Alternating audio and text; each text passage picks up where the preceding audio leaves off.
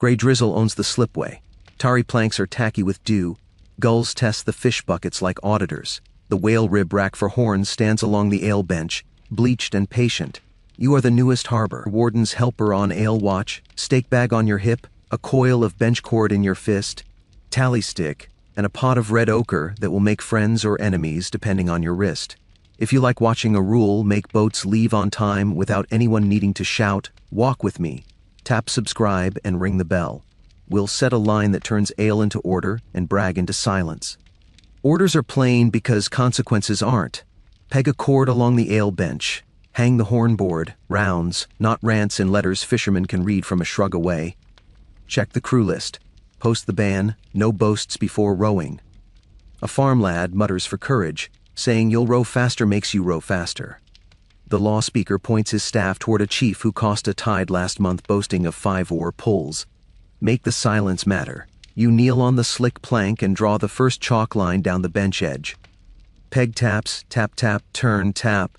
The bench cord snakes under your palm, trying to find an old story. You give it a new one. Straight along the ale boards, shallow arc from horn rack to slipway step, a quiet seam marked with ochre that runs from bench to boats. Cord too tight and pride cheats. Men crowd the line to make the rule about other people. Cord too loose and courage sloshes into chaos. Shouts drift seawards before oars do. Either way, the ban must be posted before the boat's horn peels out. Peg. The boatswain rams one home with his palm, the plank answers like a drum. You measure off horn widths with your tally stick and space them on the whale ribs. Big horns next to little, oath horns painted blue at the far end, where witnesses can get close without getting wet. Linen bracers show under sealskins as men shrug off the first chill. A horn tips and ale spits along the rack. You catch it by the stop and wedge a sliver of drift under its mouth, then chalk a tiny X on your tally for later. One spit, one lesson. Hush horn, calls the law speaker, and the short conch complains the way it always does. His staff raps twice for measure kept. You plant your weight and stamp footholds at the launching way, heels where the shove will want them later. Chalk rings go down to the waterline, one at the slip, 1 2 paces back where the quiet seam meets boot leather. You paint no boasts before rowing on the board, where elbows will have to look at it to fetch a drink. Hidden worlds live under your coat. Last winter's home ganga list, with barred provocations. No naming mothers by luck or skull size, no daring a man who hasn't yet warmed his hands, no goat jokes that turn wives into rivers. A spare sack of horn stops for men who think law can be drunk through. Hand signs, 2 fingers down, step, flat palm, hold, fist low, down. Pocket drill for the shove you'll teach with a tap later. Set feet, breathe, shove. The cord goes tight at the corner of the bench and tries to sing. You let it hum, then ease a peg a thumb outward where the plank curves like an old back. The law speaker's eye drops to your cord hand and stays long enough to give your knuckles manners. You make the second line of ochre from bench to boats, the quiet seam with a rule in it, round, nod, hush, then walk the seam to the skids. Nobody talks about the sea before their hands are on it. Board, says the boatswain. You hang the horn board under the whale ribs and count along the rack, tapping each mouth with your tally. White tags for table ale, blue for oath toast, yellow for water round. The first horn goes out to the nearest man with 2 fingers worth of liquid and an obligation to nod rather than narrate. A staff rap. Measure kept. A horn gets too friendly with a knee. You catch the mouth in time and sign down at the lad whose foot wants to tap. He sets it flat. He was about to say something about 6-oar shoves. He decides to remember how long it takes to tie 15 thongs instead. You log crew names on the tally board in a hand that can be read when you're not there. Prow bench, Arnie, Bjorn, Sten, mid-bench, Kettle, Fast, Stern, Tosti, Haldor. Rounds, 0, fines, 0. Oaths, none before water. Suspense sits behind your shoulder like a gull. You could draw the cord a palm closer to the rack to make the count look good. Pride would pay for it with boat talk you can't row. You could pull it back 2 paces and teach humility. Courage would spill its ale on the quiet seam and call it salt. You split the difference and write it on wood. Chalk answers to timber better than oaths do. A horn tips again. This one spits. You dab stop wax where the bore loosened and press until the red ochre remembers it is a warning, not paint. The boatswain rams a second peg and mutters a word you put in your pocket for later when you tally fines. Hold, you sign toward the creeping elbows.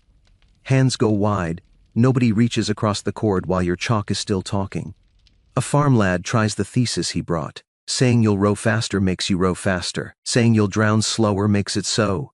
You ask without moving your head. He shrugs. The cord between you hums like the second string on a harp that knows its job is rhythm, not song.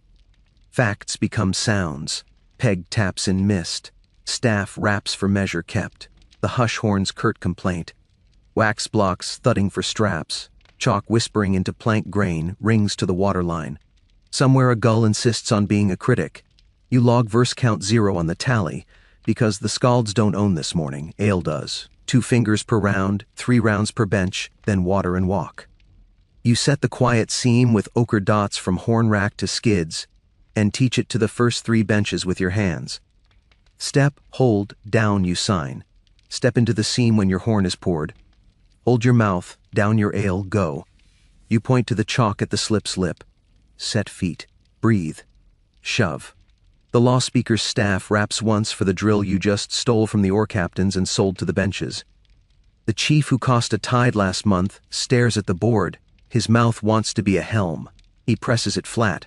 His hand goes to a horn with a white tag first and doesn't reach for blue, which is all the arithmetic the river needs today. A horn clinks against another. The rack rings like glass thwarted. Hold, you sign, then down. The boatswain puts his palm on a peg and stares at the hand that wants to make a circle in the air to talk about currents. After, you say to the hand, water first. You pour yellow from the skin and make a ceremony out of it.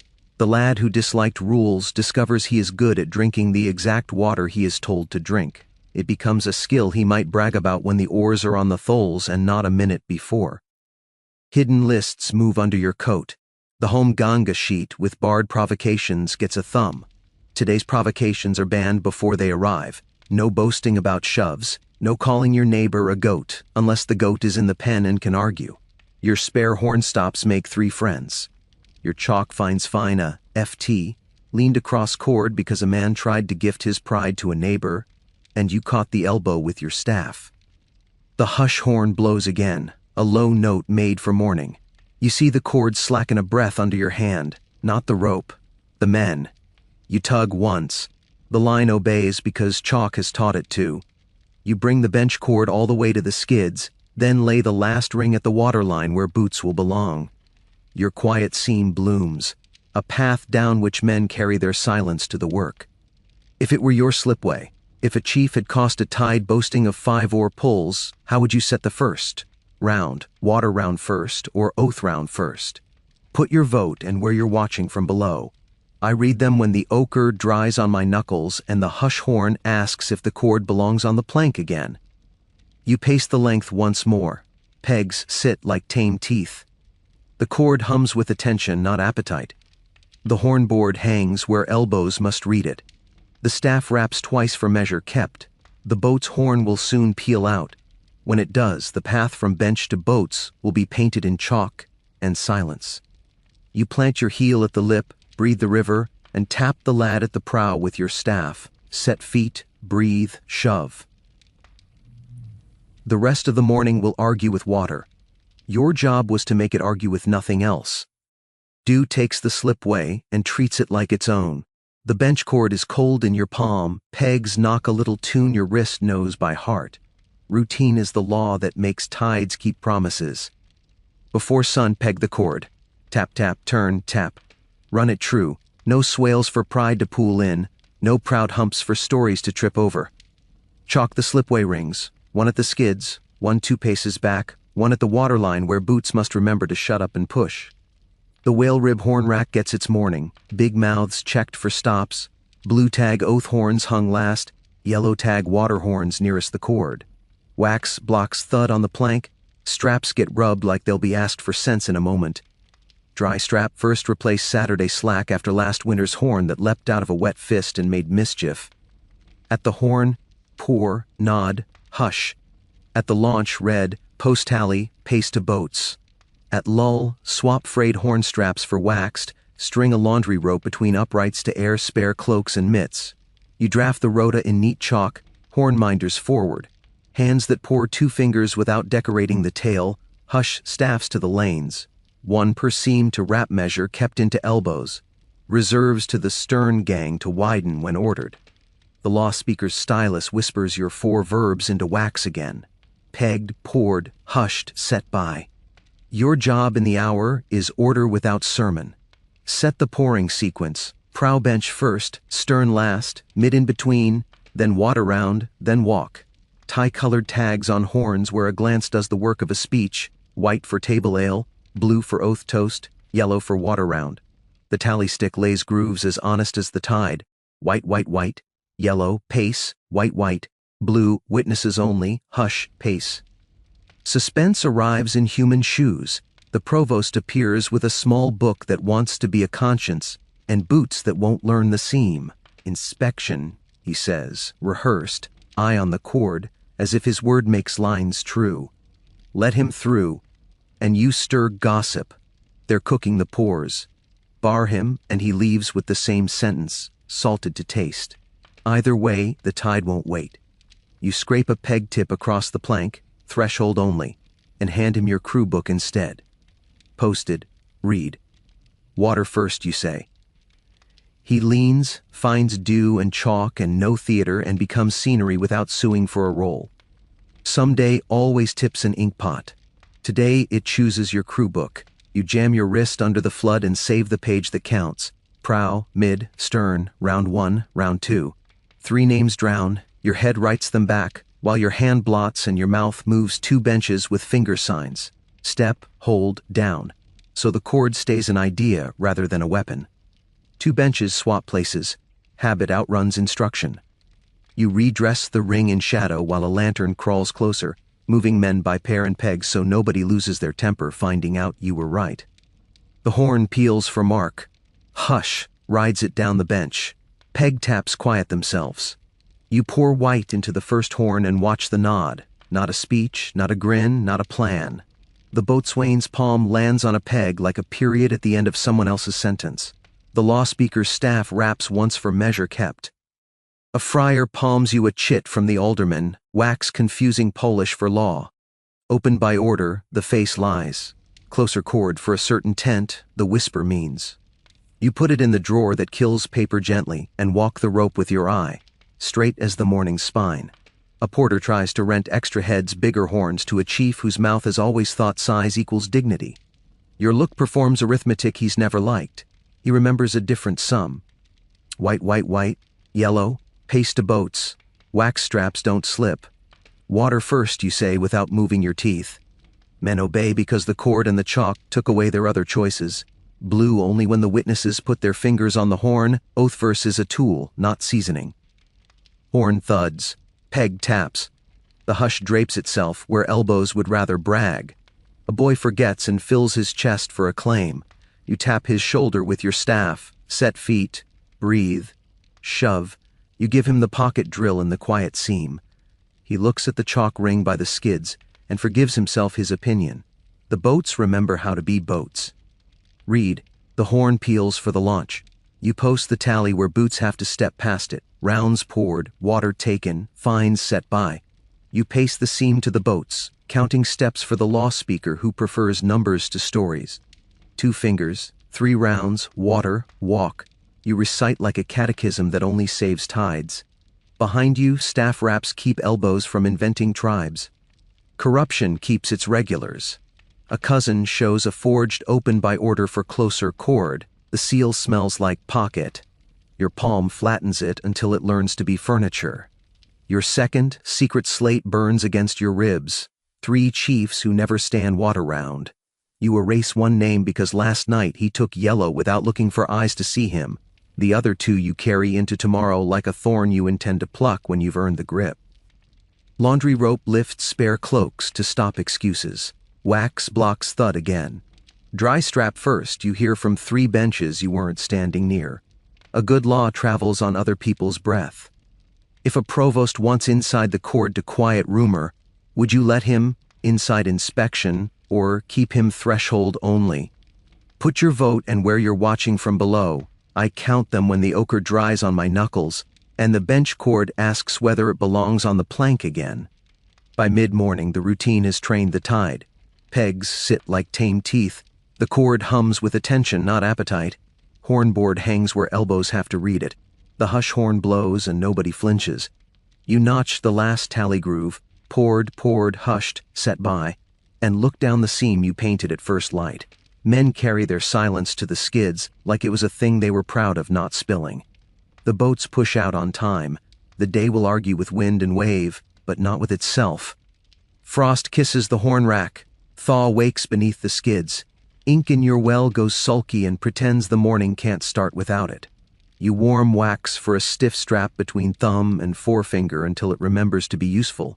Nick a clogged quill for the tally until the nib sighs into duty, then put your heel into yesterday's seam. It lies politely, top firm, under soft. The slipway intends to be treacherous and sensible at once. At the fence, a market man hires his own throat. Captains drink deep and fathers drink water. He tries it 3 ways to learn which sells best. The warden doesn't argue. He rests his palm on the bench cord, as if quiet could be nailed down. Warden's peace at the cordon, he says. Then to you, short orders that make your wrists honest. Demonstration without spectacle. Move the cord in the open. Hang oath horns last, chalk fresh on the board, firm here, danger there. No boast before rowing where boots must see it. From the church steps, the sacrist adds what your shoulders already believed. No clatter, mass. Your morning becomes a shuttle of small courtesies. Bench cord, horn rack, stern gang, back and forth until the planks decide they are being watched. You cradle spare horns under canvas so they don't look like theater. You peg where the frost stayed loyal, ease where the thaw began to lie. Stamp the seam yourself so the first boot won't be surprised. You pull the cord out in a shallow arc and pin it straight in public because geometry calms men more than speeches do. Then the choice that buys you critics, no matter how you choose. Post the cord shift first. Clean, visible arithmetic, and townsmen cry favoritism. See, captains get firm, fathers get far. Post the rotation list first. Needier, fair, and the captain fumes. You're teaching people their place matters more than their form. Meanwhile, a passerby will spy blue tag oath horns and shout cheat instead of rule if you let them look like secrets. You pick your order. Path first, promise second.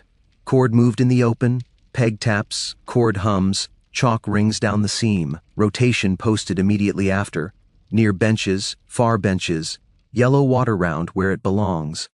Blue tags hang last, far end, under the line that says oaths after water with a witness mark. A clerk from the captain's table arrives with a rota torn down the spine by a thumb that wanted to be a palm. Paste, thread, the little iron he keeps under his cuff against 6 rules and a superstition. You hold a corner, he stitches the day back together. The sacrist glances over when the iron thinks about performing. No clatter, he murmurs, and the iron learns to whisper. The horn peals for mark. Hush rides it down the bench. Peg taps quiet themselves. The warden's hand remains on the cord without pressing. He lends the rope his patience, not his weight. Board, the boatswain tells you. You chalk the public plank near the bar, firm here, danger there, in a hand that refuses drama. Under it 2 neat columns the council learned last tide to trust, horns dressed, board, stopped, strapped, and strays arrested, words over the line. Ticks, 2 underdressed, rack front repaired, blue tags hung last. 1 under strays. Orm shouted across the seam and learned the staff rap for measure kept and mouth shut. The market man tries his myth again. Captains drink deep and fathers drink water. You let him hear the order you posted instead. Water first, witnesses after. You tell the heir where his customers stand. He finds no purchase. The cord did the argument already. A boy sags at the hush, breath getting ahead of his hands, and you steady his elbow with your sleeve and tap his shoulder twice. Set feet, breathe, shove. You give him the pocket drill in a seam meant for quiet, not heroics. He nods at the chalk ring by the skids and forgives himself his opinion. The bench cord moves another thumb outward, where the plank remembers a winter split. You do it with the rope in your hand while everyone is looking. Demonstration without spectacle. The boatswain rams a peg with his palm and doesn't look at you because he heard you not ask. Blue tag horns whisper from the rack like temptation. You leave them where the law said, last in line, under witnesses, in daylight. A passerby opens his mouth for cheat. Rule, you say without moving your teeth, and arithmetic supports you. A friar palms you a chit from the alderman, wax attempting to make a favor into a law. Opened by order, the face lies. Closer cord for a certain tent, the whisper means. You slide it under the tally where paper goes to learn patience until it dies of it. The apothecary strolls the fence selling a sentence. Peas and felt save bowels, wax saves wrists. He will be right often enough to be tolerated. You thumb wax into a strap that's stiffened in the frost and keep the morning cheap by not having to watch a horn leap from a wet fist. A priest cites chalk sigils blooming on a horn mouth and says, "No charms, device, not charm." You note in your book and wipe the marks off with vinegar. The standard answers by smelling like rosemary and quiet. The council bell lifts a hush even the gulls respect. You read the board aloud for the edge of the crowd that pretends letters are for other men. Firm here, danger there. Horns dressed. 2, strays arrested. 1, sureties for good behavior at mid-bell. No boasts before rowing, where boots can't miss it. The herald's trumpet slices rising talk into pieces too small to hire. The rotation list earns its keep almost at once. 2 benches try to swap places, habit outrunning instruction. You redress them in the shadow while a lantern crawls closer, a sleeve tug, a palm down, a quiet hold for the one who thinks volume counts as measure. The cord stays true. The tide keeps pretending it planned this. The warden leaves his palm on the rope and lets the line learn what steady feels like. The captain's eye lands on the list, then the cord, then the blue tags hung farthest from hands. He does not fume. Permission enough. You take the strap wax in one hand and the tally quill in the other and keep walking the seam. A horn thuds, a staff raps. A hush proves itself cheaper than a speech. Men pour, nod, hush, pace to boats. The yellow water horn does an honest trade where yesterday it had to teach customers. If it were your hour, if the warden ordered demonstration without spectacle, what posts first, cord first or rotation first? Put it and where you're watching from below. I read them when the wax stops sulking and the cord asks to be pegged again. By mid-morning the proof looks like furniture. The cord is where eyes watched it be moved. The oath horns hang last in the open. The board says firm here, danger there, and nobody pretends not to see it. The market man tries on a fresh myth like a cloak and discovers grief has better ears than appetite. The sacrist takes his palm off the church door. The horn peals mark. Men hush. The slipway decides to behave. Torches gutter and make the yard look smaller than it was at noon. Gates bar with that elbow-deep clunk that ends the day whether anyone agrees.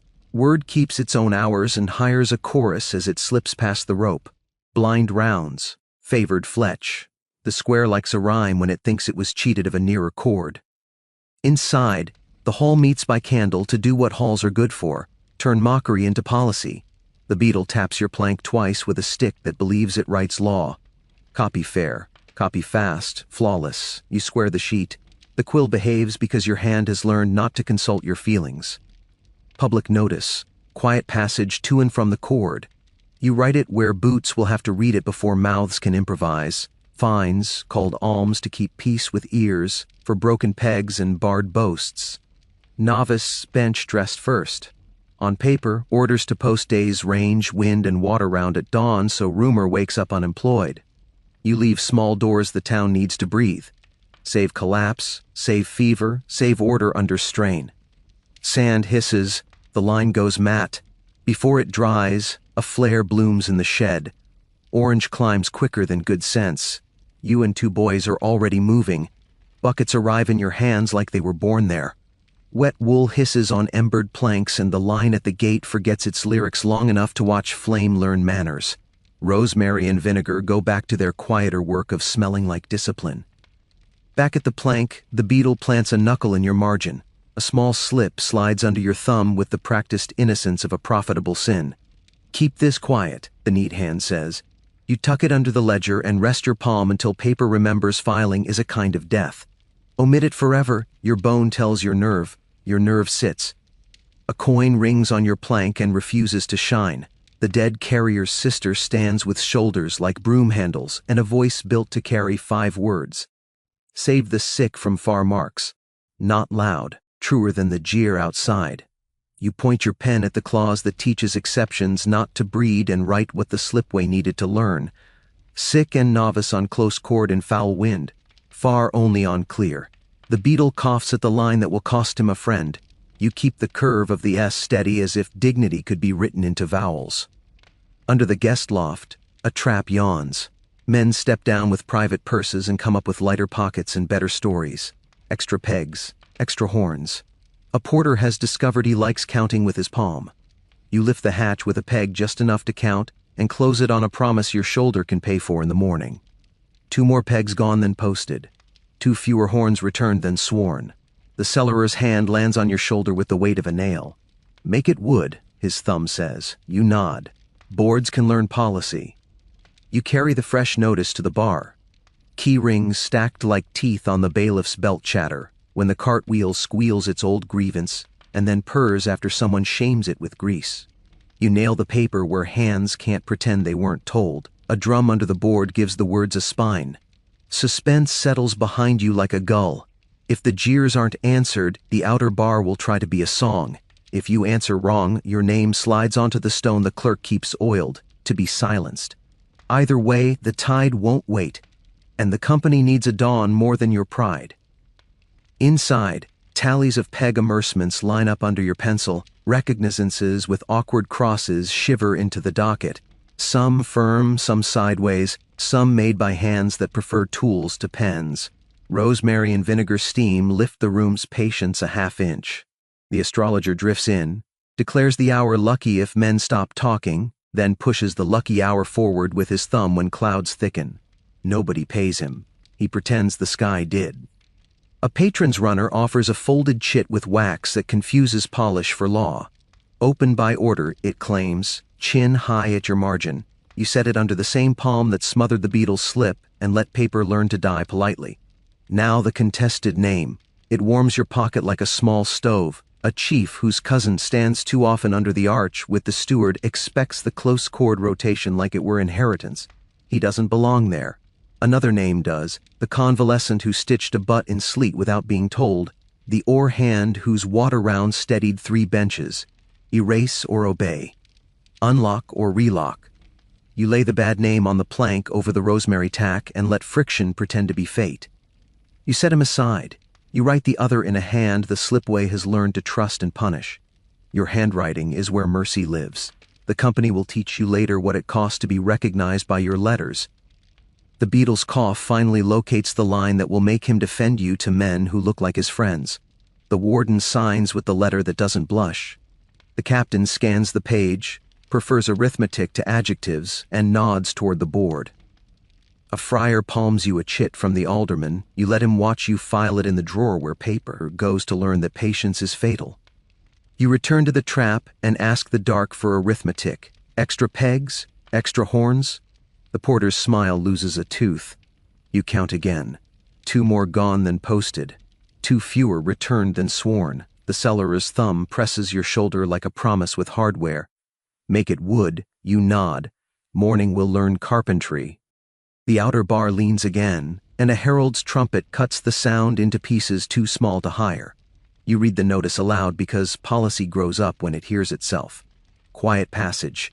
Fines for broken pegs and barred boasts. Novice bench dressed first. Range, wind, and water round at dawn. The market man tests favored Fletch one last time and watches the board ignore him, like old wood ignores adjectives. If it were your plank, if a sister's coin rang dull where your sand still dried, if a patron's slip asked your margin to forget itself, if a name in your pocket insisted on warmth it hadn't earned, what would you write, omit, or obey? Put it and where you're watching from below. I read them when the wax flakes from my fingers and the cord asks whether it belongs on the plank again. You knot the notice where the drum can keep it company. You file the coin in the dish that will be the only place tonight where money does what it's told. You file the chits in the drawer that kills them softly. You leave the contested name where Rosemary can keep it from sticking to your hand again. You bank the brazier. Torches gutter, gates bar.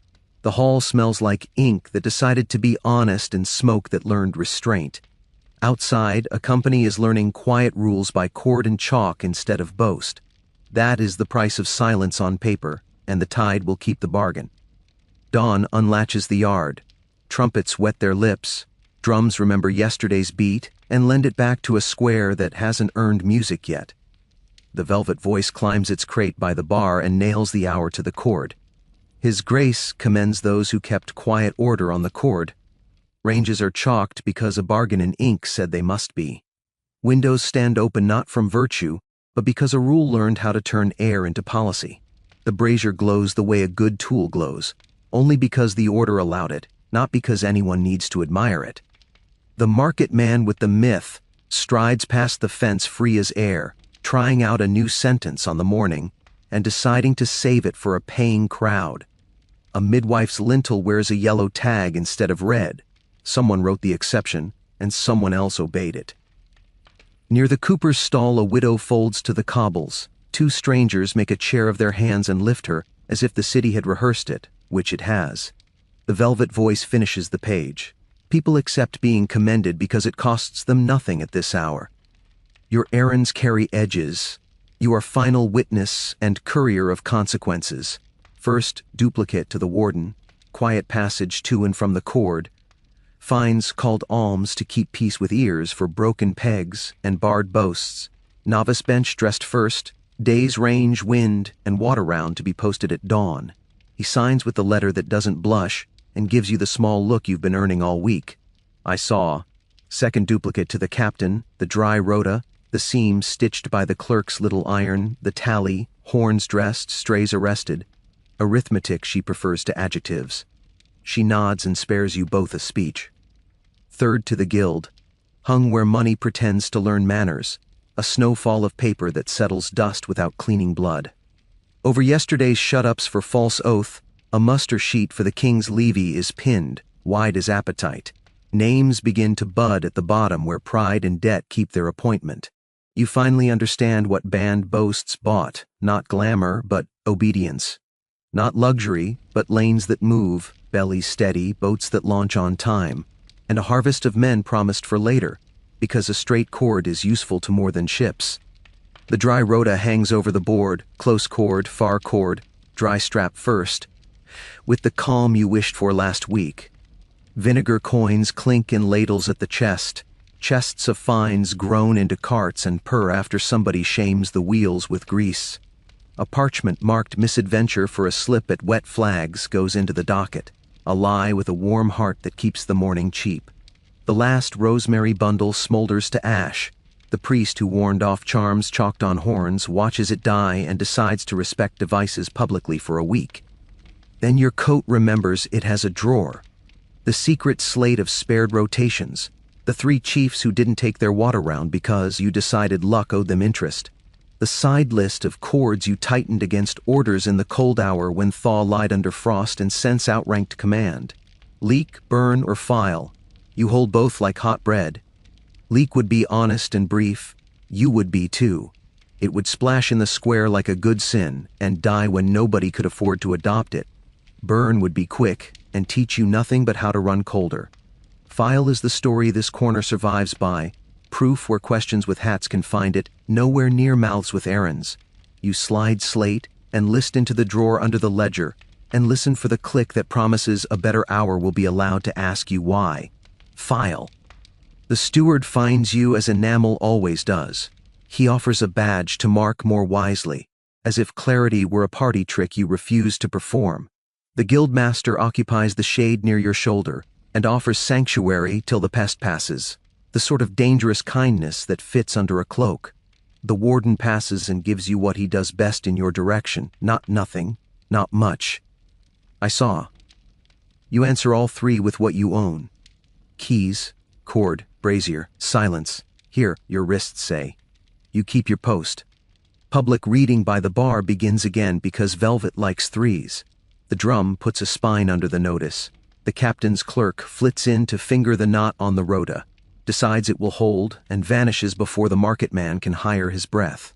The sacrist rubs his palm along the church door and decides the wood can keep quiet without supervision. The cellarer hisses move at a shadow out of habit. A runner from the alderman tries you with a new chit.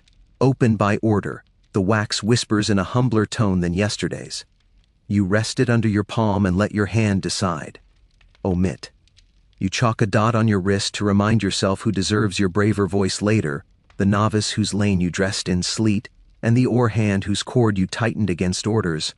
Rules are supposed to keep people alive, not busy. If you had to choose, soft under a patron's livery or hard under sanctuary eaves, what keeps you whole, livery, or sanctuary? Put it and where you're watching from below. I count them after the last wax flake leaves my fingers, and the cord asks whether it belongs on the plank again. By noon, the extracts have turned into furniture. People lean on them and forget the time when paper had to prove itself. The levy clerk finds a way to keep his line moving without explaining his face. The market man tests a new myth and discovers grief has better ears than appetite. The board holds. The cord stays true. The line breathes without you needing to give it a mouth. Justice this week was airflow and cord budget. Mercy was policy, not indulgence. Survival was choreography of chalk, pegs, and staves, performed by people who don't need to be sung about to do it again. You were the hinge. You coil the slack. You pocket the keys. You bank the brazier. The horn will say mark, the hush horn will say hush, and the cord will mean out. The tide will keep its bargain if you keep yours.